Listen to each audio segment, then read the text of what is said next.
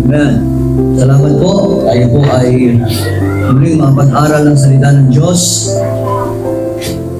Marami po ang tumatalikod sa pananampalataya.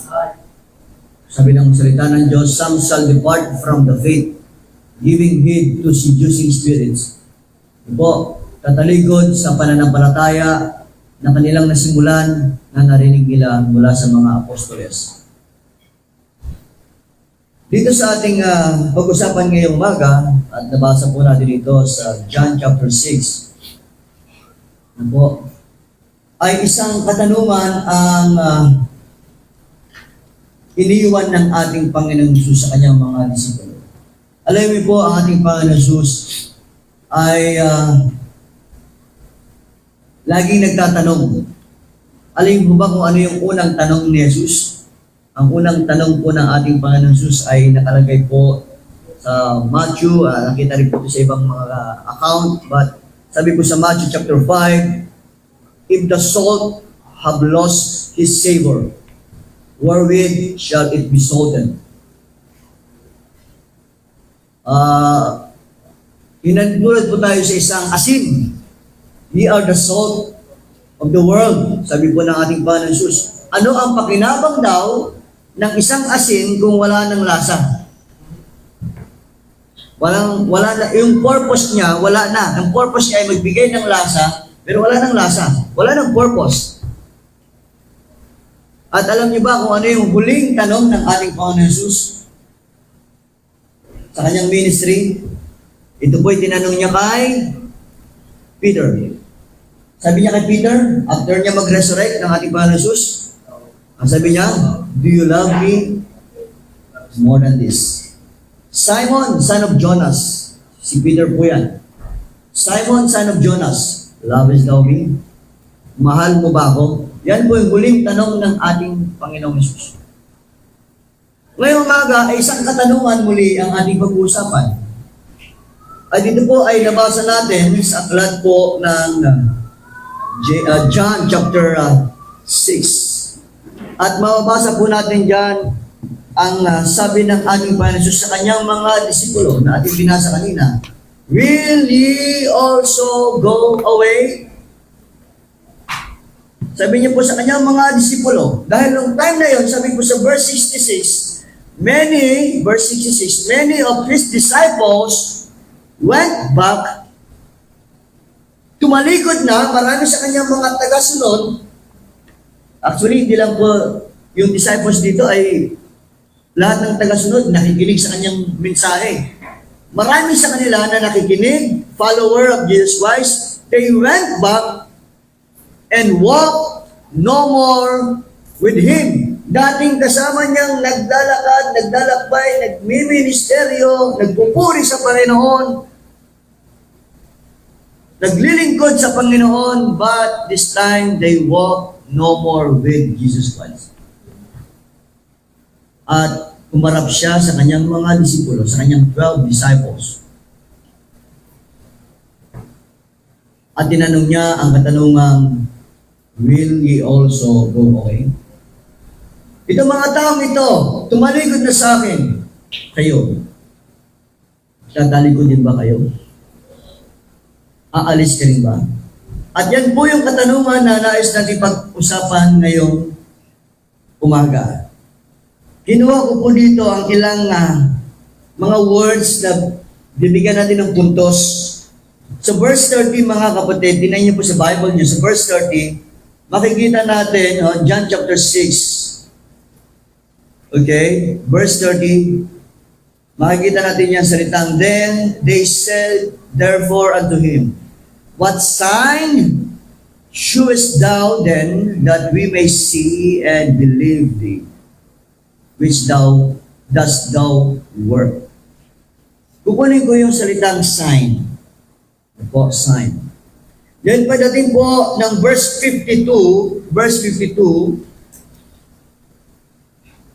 the Jews therefore strove. They strove. Sabi ng strove, mga kapatid, they quarrel. They argue with each other. Sila mismo nag-argue. The Jews therefore strove among themselves, argue among themselves, saying, how can this man give us his flesh to eat? So, una sign, ngayon is strove. Gusto kong bigyan ng pansin para alliterated the letter S. At pangatlo po ay sa verse 69. 69. Yung last verse na binasa natin kanina. And we believe and are what? Sure that thou art the Christ, the Son of the living God. Gusto ko kunin ang salitang sure. So, kunin natin ang salitang sign, strove, and sure. At tingnan natin, ano ba yung naisituro sa atin ng Panginoon ngayong umaga. So, ang sitwasyon nito mga kapatid, ano po, para maintindihan po natin mga kapatid, ang sitwasyon nito mga kapatid ay, ang ating Panginoon Jesus mga kapatid ay kakatapos lang po ng mga napakaraming miracles. No? At kung babasahin po natin ang John chapter 6, mahaba po itong John chapter 6, no? Maraming account ang nangyari po rito. Sa maunang mga talata, makikita po natin siya po nagpagkain. Nagpakain ng libo-libo sa magitan namang 5 tinapay at 2 isda. Ulitin ko, 5 tinapay at dapat makikinig kayo mga Bible quiz. Mamaya may lumabas dito sa Bible quiz natin mamaya na hindi kayo nakikinig. Kawalan nyo. 5 tinapay at 2 isda, mga kapatid. At pagkatapos yan, mga kapatid, talagang makikita niyo po, very high ang kanilang moral, yung mga disipulo, lalo na very high ang kanilang Panginoon ay nagmilagro ng ganong klaseng milagro. At pagkatapos ng mga kapatid, makikita natin that Jesus walked on the sea. Kakatapos lamang po ng pagpapakain ng marami, ng libo-libo mga kapatid. Pero dumating po sa point, dito po sa chapter 6 verse 16 onwards, na sila po ay inawalan na naman ng pananampalataya dahil sila po ay nasa gitna ng unos ng bagyo habang sila ay namamangka. Pero nagmiracle na naman ang Panginoon, pinakita ng Diyos, ng ating Panginoon Jesus na siya ay higit kaysa sa natural calamities. O anumang natural. Hindi siya sakop o hindi malilimitahan siya ng mga natural nature dito sa ating mundo. So Jesus walked on the sea. Pagdating po ng verse 25, okay, ito na po, hinanap nila yung Panginoong Jesus, hinanap ng mga disipulo ang Panginoong Jesus, at hindi nila natagpuan. At pagdating ng verse 25, they had found Him on the other side of the sea. Nakita na lang nila ang Panginoon na sa ibang parte ng lugar. At dito po, ang sabi ng Panginoon sa kanila, verily, verily, I say unto you, you seek me, not because you saw the miracles, but because you did eat of the loaves and were filled. Labor not for the meat which perisheth, but for the meat which endureth, verse 27, unto everlasting, which the Son of Man shall give unto you, for him hath God the Father sealed. Tingnan niyo po ang salitang labor. Sabi na ni Jesus Christ, labor not for the meat, verse 27, no?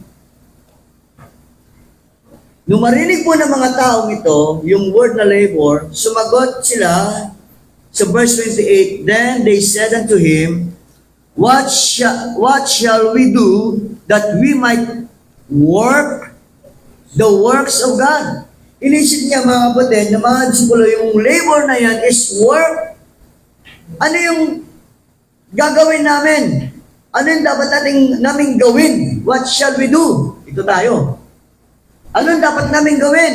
That we might work the works of God. Kasi labor eh. Jesus answered and said unto them, this is the work of God. What is the work of God? That ye believe what? This is the work of God, that ye believe on Him who hath sent, whom He hath sent. Naghahanap po ng sign, pagdating ng verse 30, Then said, therefore unto him, what sign shewest thou then, that we might see and believe? Tinan nyo ha? Tinan nyo po ang salita, that we might see and believe which dost thou work. Una pong gusto kong bigyan ng pansin dito mga kapatid, ay yung salitang sign. These people, hindi sila sumusunod sa Panginoon dahil sa nakita nila kung sino si Jesus. They were only sign seekers. They were only sign seekers. They were only curious. They were only observers, spectators. Ito lang po mga kapatid.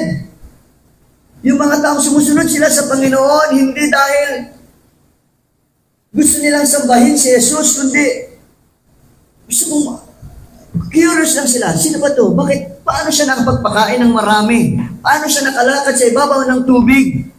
Ano ba ang meron sa kanya? They were only sign seekers. Kaya nirebuke sila ng Panginoon. O nirebuke sila ng Panginoon sa verse 22. Ye seek me not because ye saw the miracles.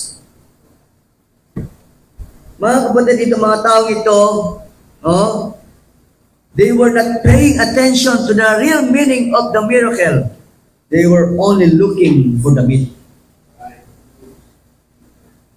Marami na pong miracle ang ginawa ng Panginoon sa kanila. Gustong ipakita ng Diyos yung kamay niya sa mga taong ito. Yung kanyang miraculous hand sa mga taong ito. But they are not really paying attention to the miracle.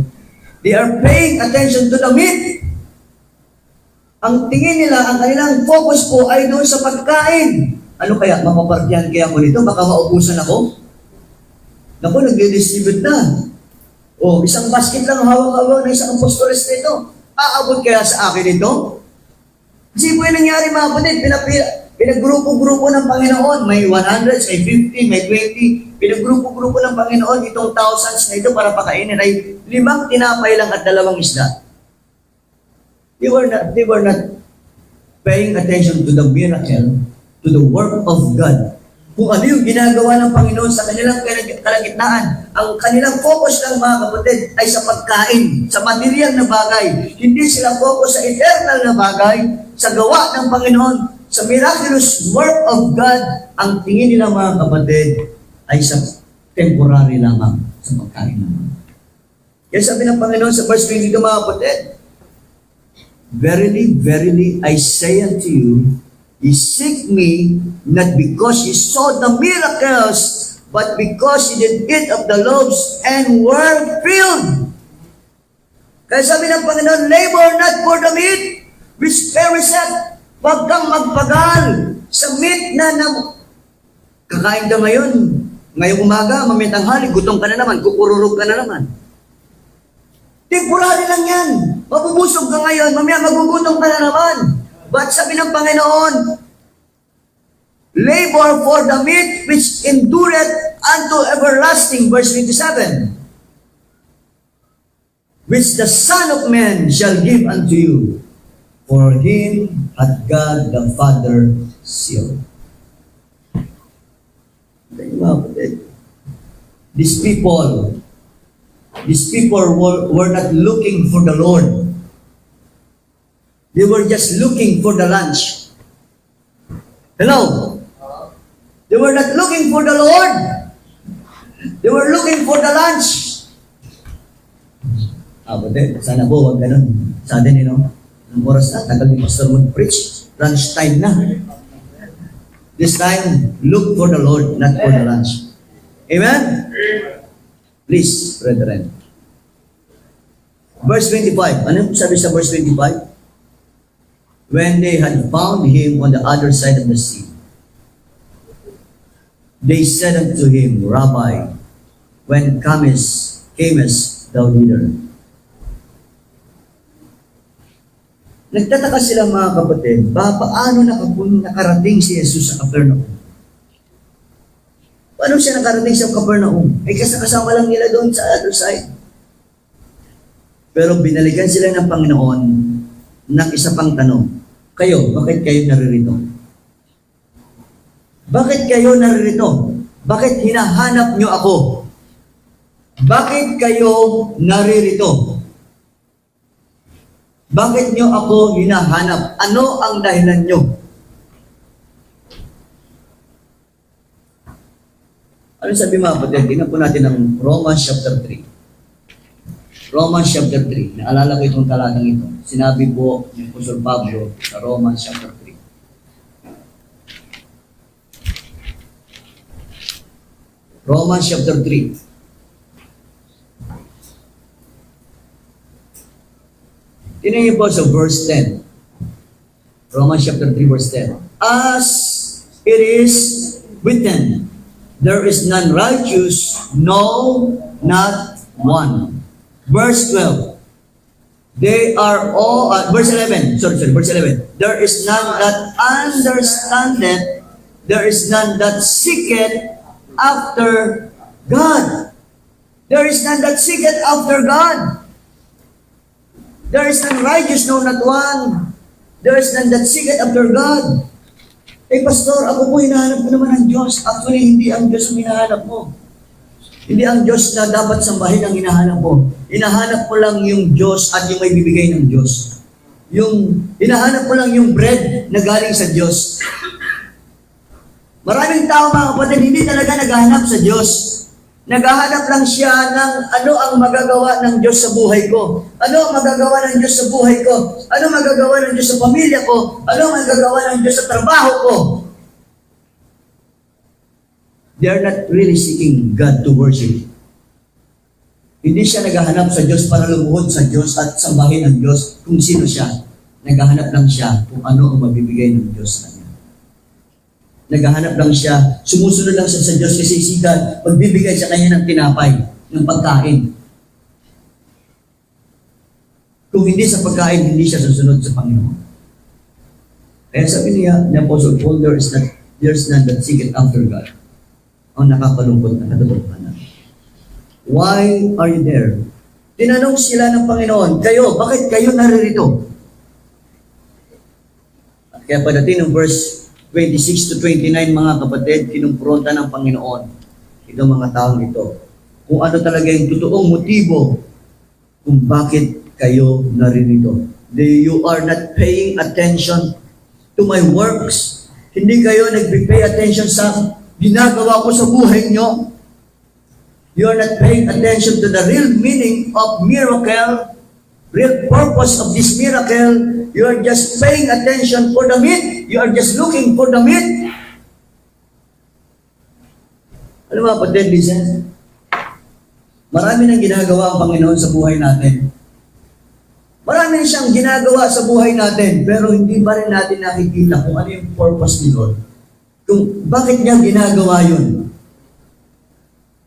Kasi nakatingin tayo lamang sa temporal, sa pangangailangan natin. Na sa tingin natin, ang Diyos ang makakapagbigay. Sabi ng mga tao, sabi kasi ni Panginoon, labor, ang response po ng mga tao, ano yung dapat namin gawin? What are the works? Para magawa namin yung works. Ang sagot ni Jesus Christ, verse 29, this is the work. Pansinin po, ang sabi ng mga tao, works. Ang sagot ni Jesus Christ sa verse 29, this is the work, isa lang ang dapat mong gawin. Ang dapat mong gawin, mga kapatid, believe on Him whom He had sent. Mga kapatid, ang dapat natin gawin, mga kapatid, sumampalataya sa Kanya. Believe on Him whom He had sent. And these people never fully commit to Christ by belief. They can't fully commit to Christ. That's why they go away. Listen, brethren, if you are only a sign seeker, if you're only curious, kung mananatili kang bystander, observer lang, curious lang, sign seeker lang, soon you will go away. Maaaring mga kapatid, nagsimula tayo sa pagiging curious. Ano bang meron sa pagsisimba nila? Ano bang meron sa Panginoong Jesucristo? Ano bang meron sa sinasamba nila na si Jesucristo? Atin nga ako dyan, siguro nagsimula tayo sa pagiging curious or diba, naghahanap ng sign. Pero mga kapatid, tumanatili tayo dyan, mga kapatid. Curious, ano kayong bread na yan? Ano kayong bread na yan? Sabi ni Jesus, I am the bread of life. Ano kayong bread? Hanggang tingin lang tayo, pero hindi mo kinakain. Wala, mga kapatid. Hanggang curious ka lang.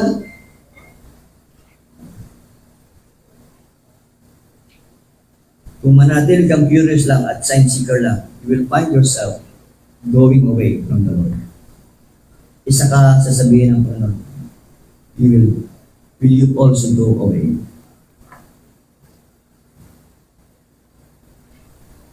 Instead of believing, these people are looking for proof or signs.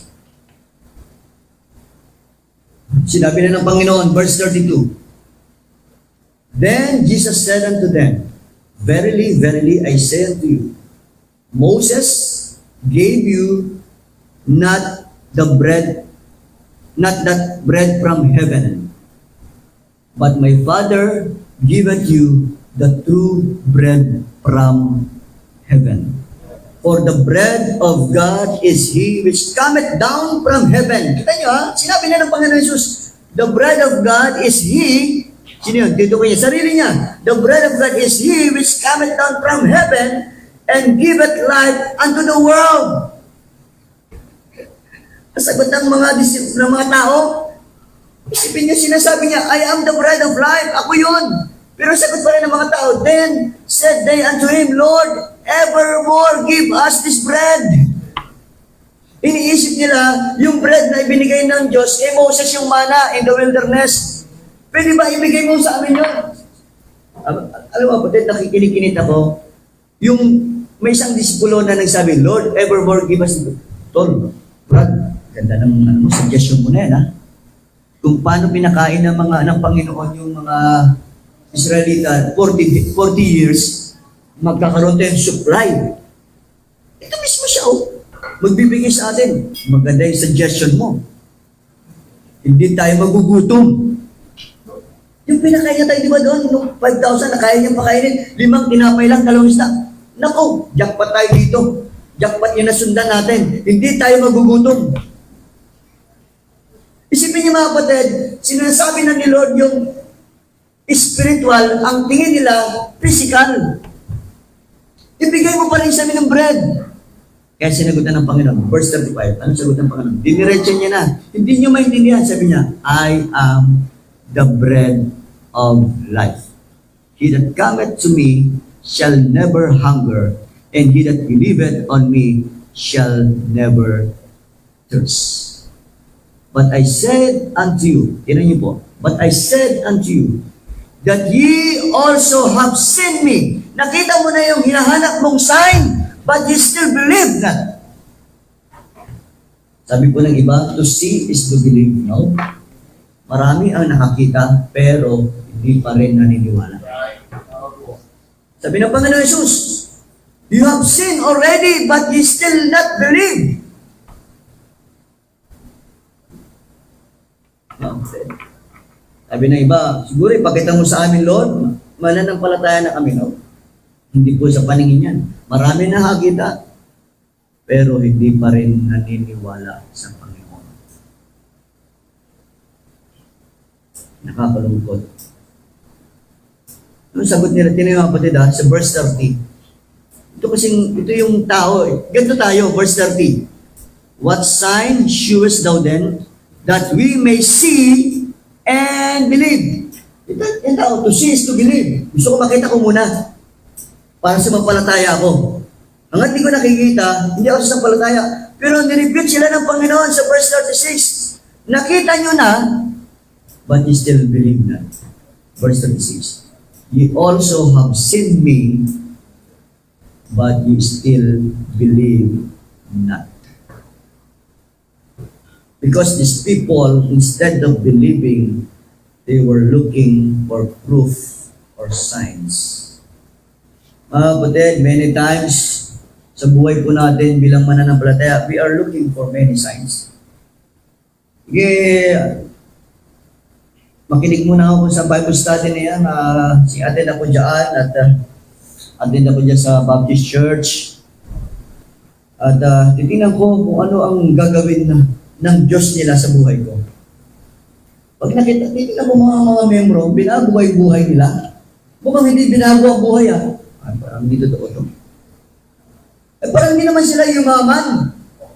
Ayoko niyan, hindi sila yumayaman. Gusto ko yung masibahan ko na nagpapayaman ng mga membro. Parang hindi naman umayos yung marriage nila. Kaya ako magsisimba kasi gusto ko umayos ang marriage Kaso itong mga taong ito, hindi ko nakita na maayos ang marriage. Kaya ayaw ko niyan. Hindi mo ito naging successful sa career, sa pag-aaral. Ayaw ko niyan. Kapatid, walang masama na dapat talaga tayo magkaroon ng good testimony. But mga kapatid, hindi tayo doon tinawag ng Diyos. Mga kapatid, kung bakit tayo, kung saan nakikita natin yung mga pagkakamali ng iba, para sabi ni Lord, huwag kang tumingin sa kanila, sa akin ka tumingin. Kasi kapag inilagak natin yung ating confidence sa tao, mga kapatid, mabibigo tayo. Kaya nga sabi ng Bible, looking unto Jesus, the author and finisher of our faith. Sa mga kapatid, we are sign seekers also. Titingnan natin, tumitingin tayo sa iba.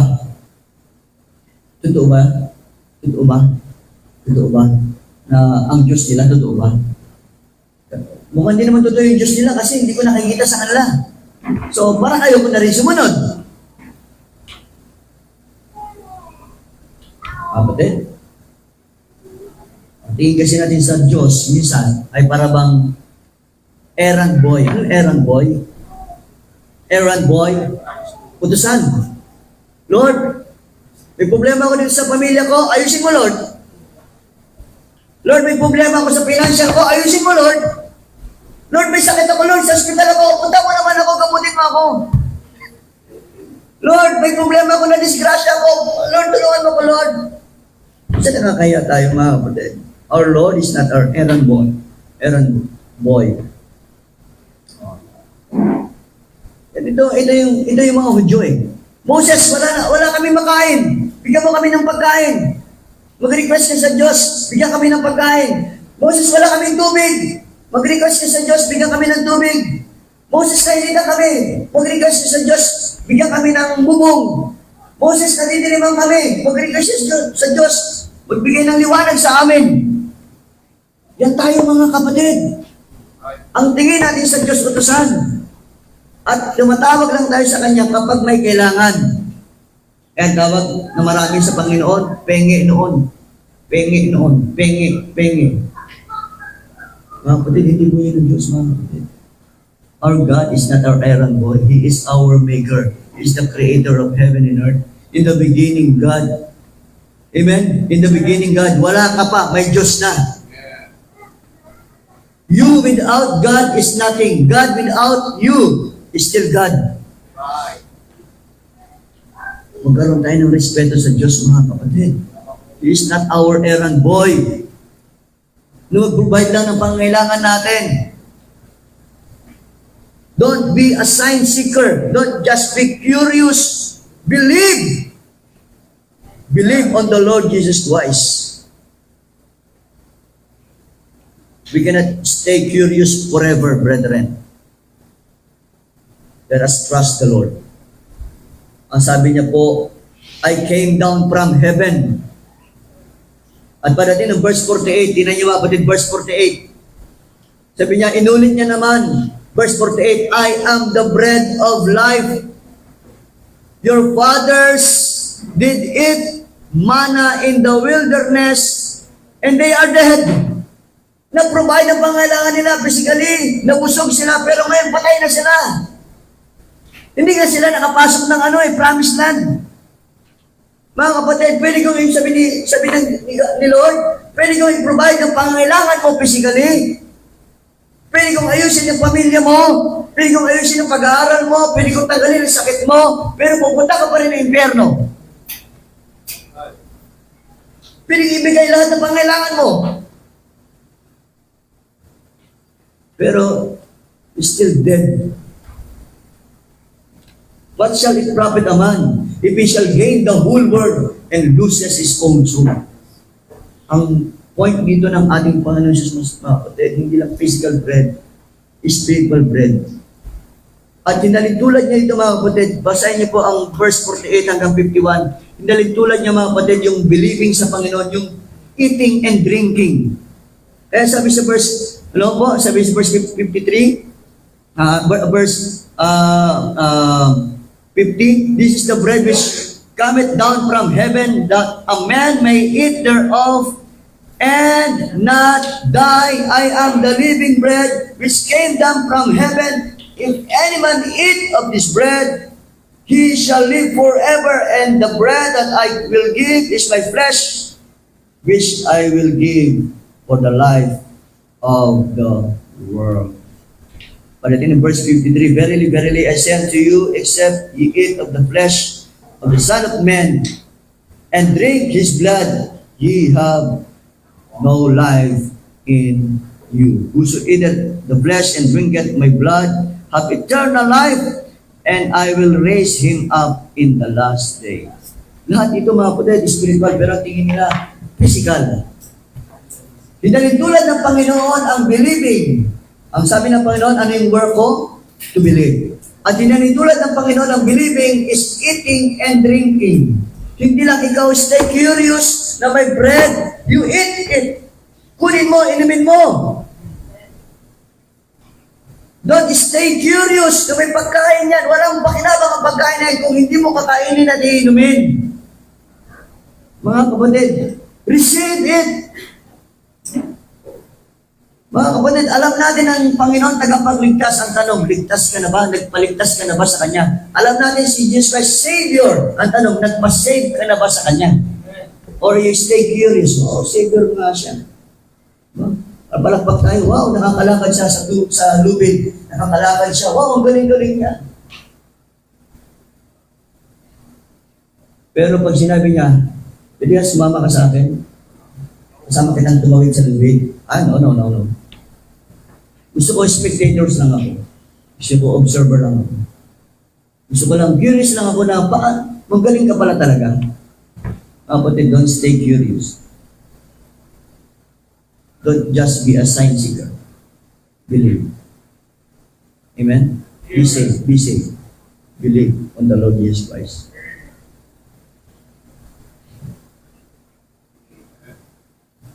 Being curious only will not make you full.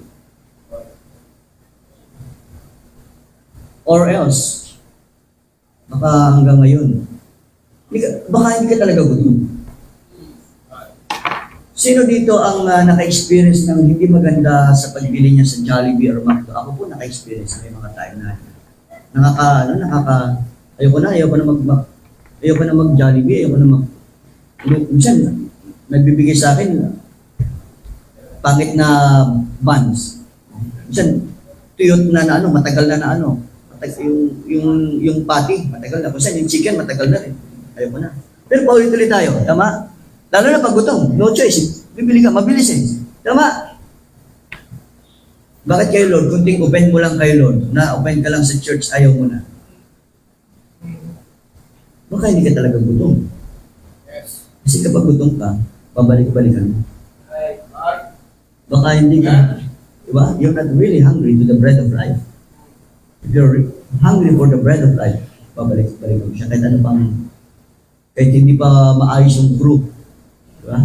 Kahit suplado pa yung crew, mahalaga maka-order ako kasi gutom ako eh. Tama? Kung hinahanap-hanap mo yung bread of life, mga kapatid, babalik-balik ka sa Panginoon. Or else, you're not really hungry. Kasi bakit? May iba kang kinakainan. May iba kang kinakainan na nagbibigay sa iyo ng pansamantalang kapusulan. Hindi ang bread of life ang kinakain. Brethren, Jesus said, I am the bread of life. Commit to eating. Don't just be a sign seeker. Don't just be curious. Don't just be an observer. Don't stay a bystander. Because being curious, being a sign seeker, being a watcher only, being a bystander, will go away soon. Many of his disciples went back and walked no more with him. Sino kasama doon? Mga sign seeker. Mga bystanders, mga curious lamang. They went back and walked no more with him. Kasama doon mga sign seeker. Una po, sign seeker. Pangalawa, verse 52. Nung sinabi ng Panginoon that I am the bread of life, verse 51, which came down from heaven, anong reaction ng mga Jews? The Jews therefore strove. They argue with each other. They strove among themselves, and they were offended. Sino itong si Jesus? Kilala namin ng nanay at tatay niya, si Jose at si Maria. Sasabihin niya siya yung bread from heaven? Oh, no. They were offended. These people were offended. And they murmured. Yun po sa verse 41, mga kapatid. The Jews then murmured at him because he said, I am the bread which came down from heaven. Siya ba talaga yun? They murmured. Alam mo kapatid, itong pangalawa, they strove, itong mga taong they strove, they argue. They were the critical. They were the critics. They were the carnal. And ano yung action sila kadalasan? They murmur, they complain. Naalala niyo po sa wilderness, yung mga Hudyo, naglalakbay. Puro sila murmur. Pinadala nyo ng Panginoon ng mana, ha? Pinadala ni Lord ng mana. Abay, makalipas ng ilang araw lamang, bumalik na naman kay Moses. Moses, hindi ka ba naawa sa amin? Puro na lang mana. Mana sa almusal, mana sa tanghali, mana sa hapunan, puro na lang mana. Yan tayo. Murmur, complain. They are full of murmuring. They strove. They were critical. And Jesus Christ rebuked these critical people. Verse 45, it is written in the prophets, and they shall all be taught of God. Every man therefore that hath heard and hath learned of the Father cometh to me. Kasi itong mga taong ito, ang tingin nila, alam na nila lahat, alam na nila patungkol kay Moses.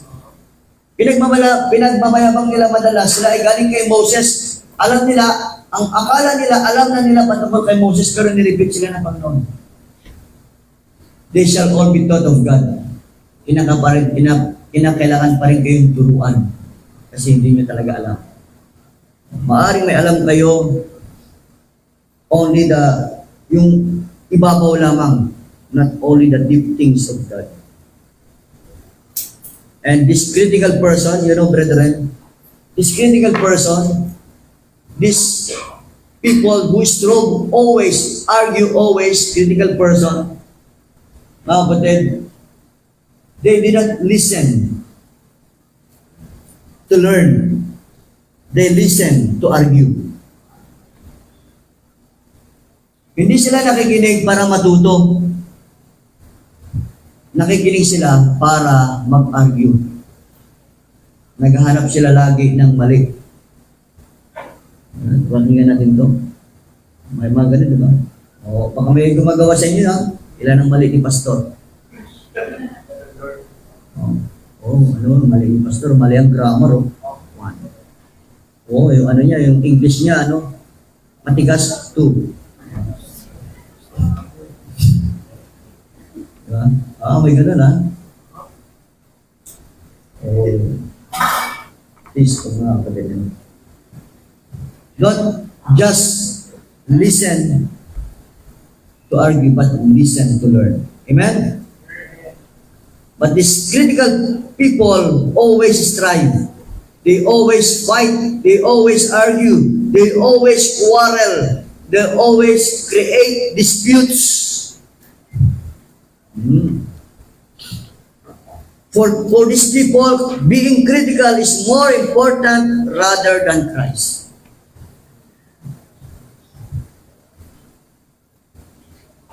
That's why they strove against themselves. Kung tayo po ay mananatiling critical, this church will remain critical, this church will go away. Kung tayo po, mga kapatid, dito po, maghahanap lang tayo ng mali sa isa't isa, maubos tayo dito. Tayo po ay laging may pagkakamali sa isa't isa. Walang perfecto po. Totoo po yung kasabihan, walang perfecto. Kaya kung maghahanap tayo ng perfection sa isa't isa, wala tayong makakita. At wala kayong makikitang perfectong simbahan. Sabi nga madalas ng isang pastor, kapag may nakita kayong perfectong simbahan, huwag nyo na puntahan, hindi na magiging perfecto yun. Kasi hindi ka perfecto eh. Amen? Tayo po ay mga imperfectong tao na niligtas ng perfectong Diyos. Bakit tayo nagsisimbahan? Hindi dahil perfecto tayo. Nangailangan tayo ng perfectong Diyos. Hindi tayo narito mga kapatid kasi mga banal tayo at matutuwid tayo. No? Tayo po ay mga makasalanan na niligtas ng Panginoon at binabago ng Diyos. Patuloy na binabago ng Diyos. Kaya kung maghahanapan tayo ng mali sa isa't isa, mga kapatid, ayaw ko lang yan si kapatid, ayaw ko na kausap yan kasi ganito yan. Kapatid, may makikita at makikita ka, hanapan niyo po ka ng mali, marami kayong makikita ng mali sa amin. Pero tayo po pinagsama-sama ng Diyos para ito pa rin ang kaharian niya, ang kalooban niya sa kanyang kaharian sa mundo. Thy kingdom come, thy will be done on earth as it is in heaven. We have all have our imperfections. We all have our weaknesses. That's why we need God. Punta na kayo ng hospital. Pumunta ka ng hospital. Pwede bang umikot ka doon? Punta ka ng hospital, maghanap lang ako doon ng mga walang sakit. Bakit ikaw may TB ka? O ikaw naman, may skin disease ka? Alam talaga, pag umikot ka doon, may sakit yun. Sa hospital yun eh. Amen? Tama mga kapatid? Ang simbahan po, hindi ito lugar ng mga perpekto. Lahat dito may sakit. Hospital ito ng mga may spiritual na karamdaman at ang kailangan ng spiritual doctor ang ating Panginoon.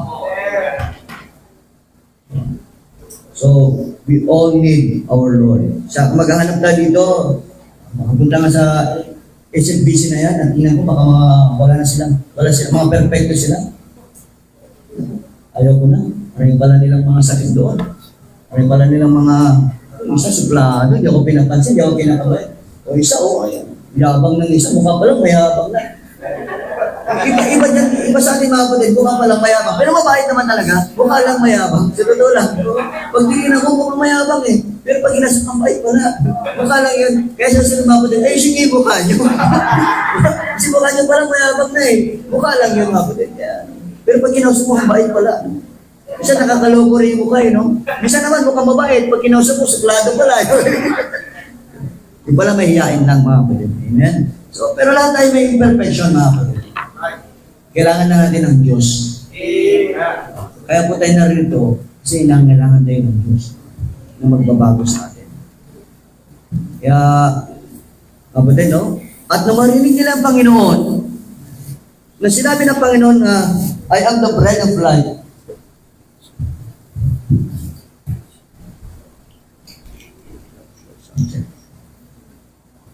Sa verse 16, no? Ang sabi ng Panginoon, verse 16. Many therefore of his disciples when they had heard this, said, this is an hard saying, who can hear it? When Jesus knew in himself that his disciples murmured at it, he said unto them, does this offend you? Hindi nila matanggap mga kapatid na kailangan nila si Jesus bilang tinapay, bread from heaven.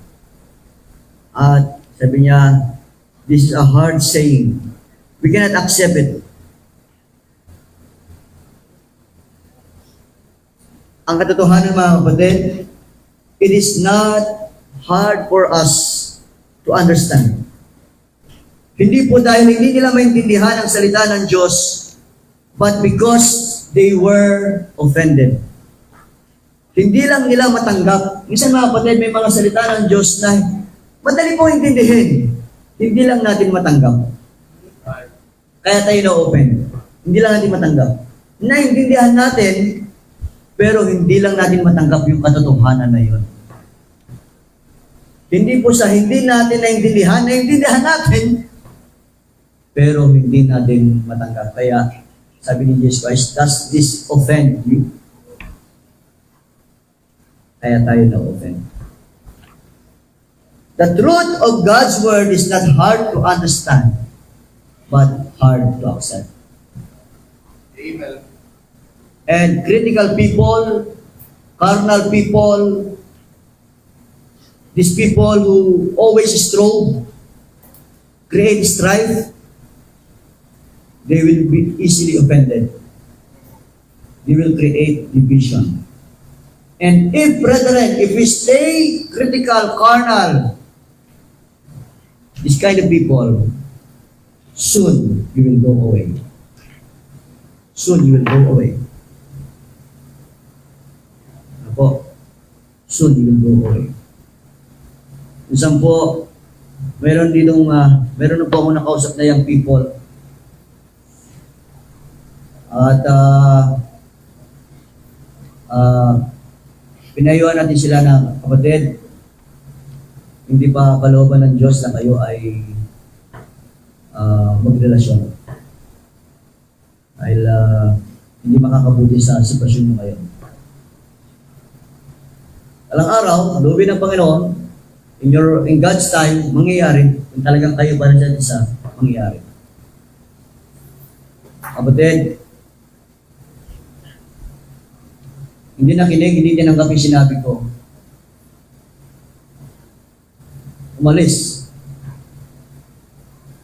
sa simbahan. Dahil si pastor hadlang sa aming pagmamahalan. Kaya parang mawalang hadlang, alisan na lang natin yan. At least free tayo. Umalis po.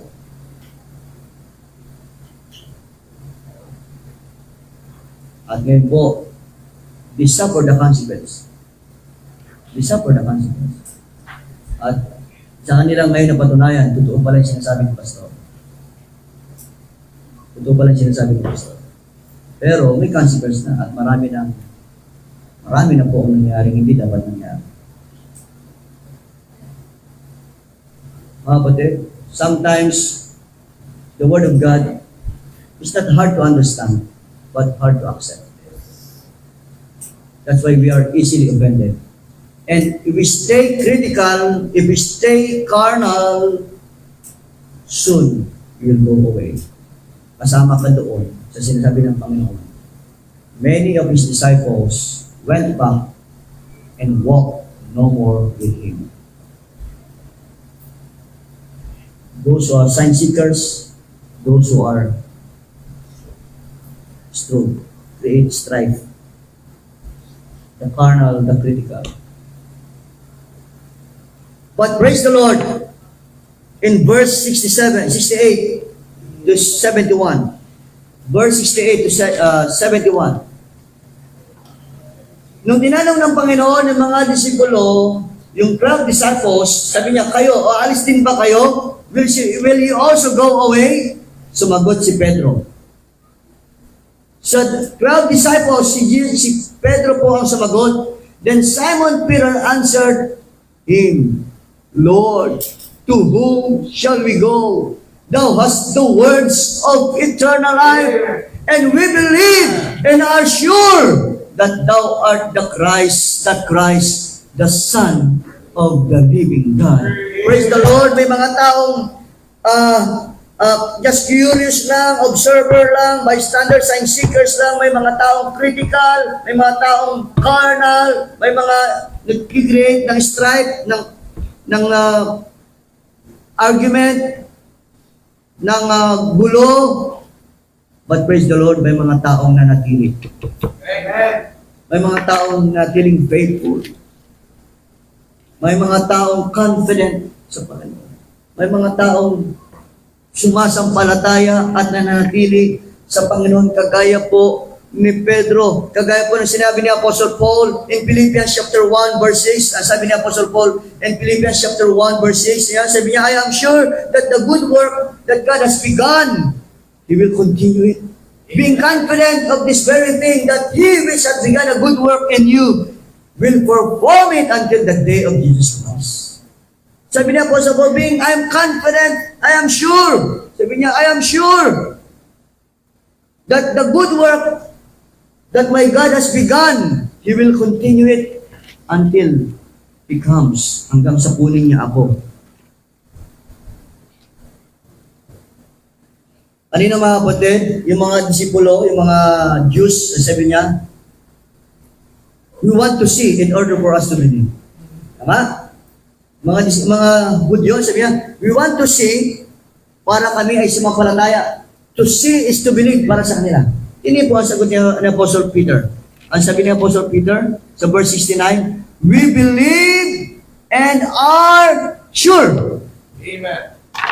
Yung mga tao, gusto ko makasiguro muna bago kami sumampalataya. Dapat makasiguro muna kami. Kaya dapat makita muna namin bago kami magtiwala. Ito, si Apostle Peter at baliktad. We believe. Because we believe, we are sure. Amen. Amen? Mga kapatid, yung po, sumampalataya ka sa Panginoon. Sumampalataya ka sa Panginoon, mga kapatid, and you will see. Believe and you will see. Ang sabi po ni Jesus Christ kay Nicodemus, except a man be born again, ye cannot see. Hindi mo makikita ang anumang bagay hanggat hindi ka nabuborn again, hanggat hindi ka sumasampalataya. You cannot see, brethren. You want to see? Believe. Except a man be born again, ye cannot see. Ang sabi po ni David po sa Psalms 27 verse 13, I believe that I will see the Lord's goodness before I die. Yung sinasabi niya sa Psalms 27 verse 13, I believe that I will see. Sabi niya, I have fainted unless I have believed to see the goodness of the Lord in the land of the living. Hanggang ako'y mamatay. Sabi niya, hanggang sa aking kamatayan, ako'y nananampalataya na makikita ko ang kabutihan ng Diyos. Amen. In John chapter 11, naalala niyo po nung binuhay na magmuli ni Jesus si Lazarus, ang sabi niya kay Martha, sabi ni Jesus Christ kay Martha, if you believe, you would see the glory of God.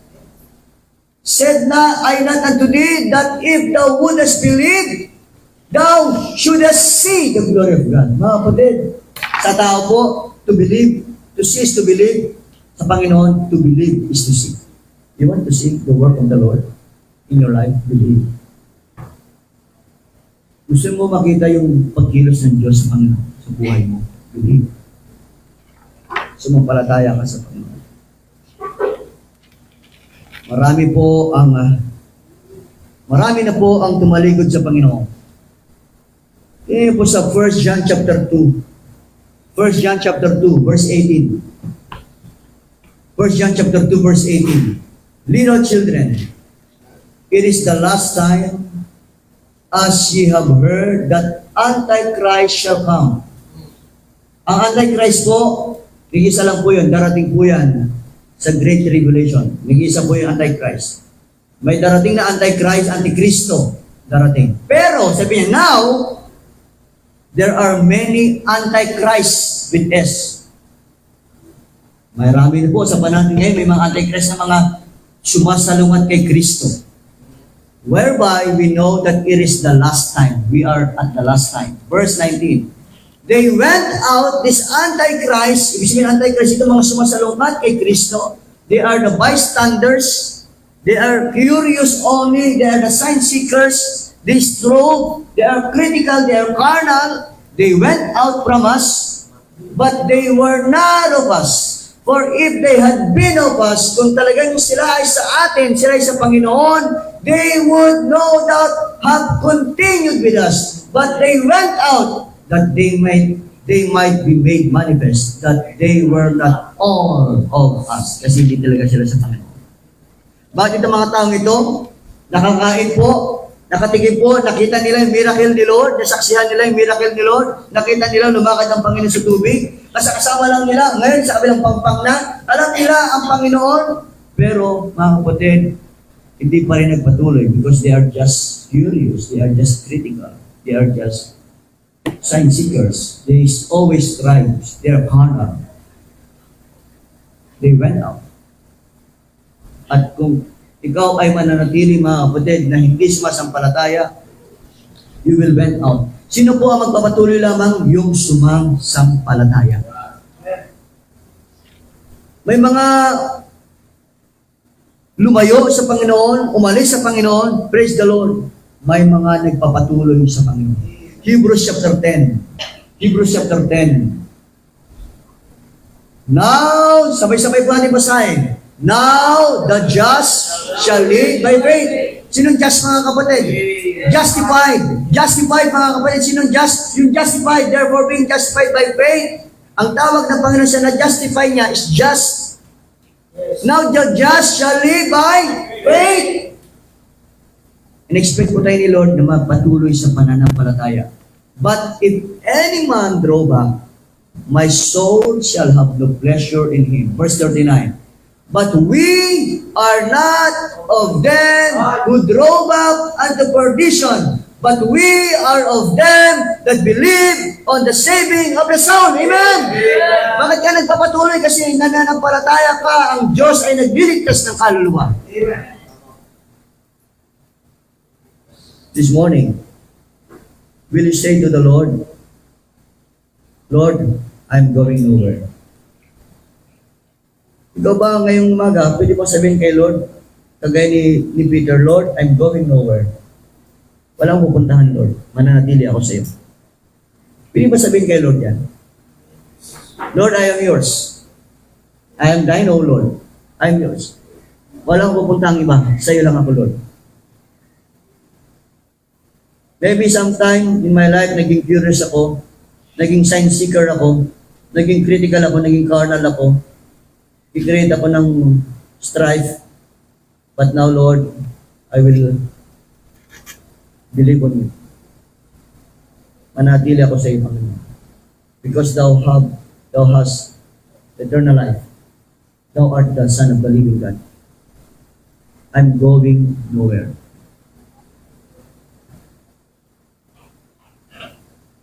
Tatapusin ko po ang message na ito sa isang illustration. Noong 1519, siguro po narinig nyo na itong kwento na ito. Sa history. This is true. History po ito. 1519, mayroong isang lalaki na nangangalan Hernan Cortes. Sasakupin po nila yung Cuba.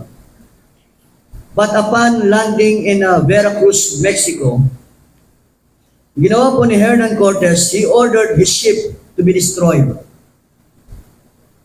Inutos niya po sa kanyang mga tauhan na sunugin ang lahat ng kanilang mga barko. To prevent his fearful crew from retreating to Cuba. Para wala nang atrasan. Sinunod nila yung nag-iisang paraan para sila ay umatras. Ano po, yung barko na kanilang sinakyan papunta roon, pinasunod niya para wala nang going back. So, ang focus nila, you either talunin itong kalaban or mamatay. Yun po ang ginawa niya.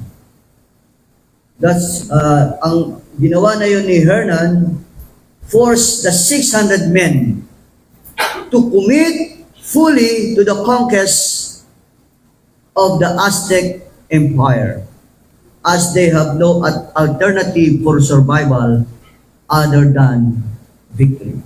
Wala nang option ng iba pang option ng survival other than victory. Kailangan manalo sila ano man ang mangyari. Kasi kung hindi sila mananalo, mamamatay sila roon. Wala na silang atrasan. Hindi na sila pwedeng matras.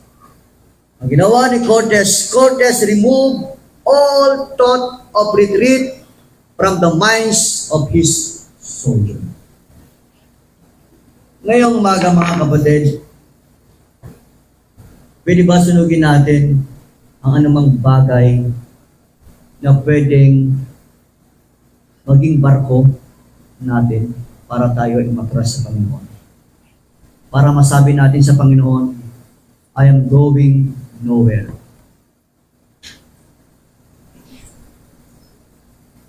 Ano yung barko natin mga kapatid ngayong umaga? Na siyang nagiging dahilan para magkaroon ka ng option na umatras sa Panginoon. Umatras sa paglilingkod mo sa Panginoon. Pwede ngayong umaga mga kapatid. Let us burn every bridges that will lead us back away from the Lord. Pwede bang sunugin natin lahat ng mga tulay, barko, na pwedeng maging dahilan natin para tayo ay tumalikod sa Panginoon. At sabihin natin sa Panginoon, Lord, I am going nowhere. Let's all stand up.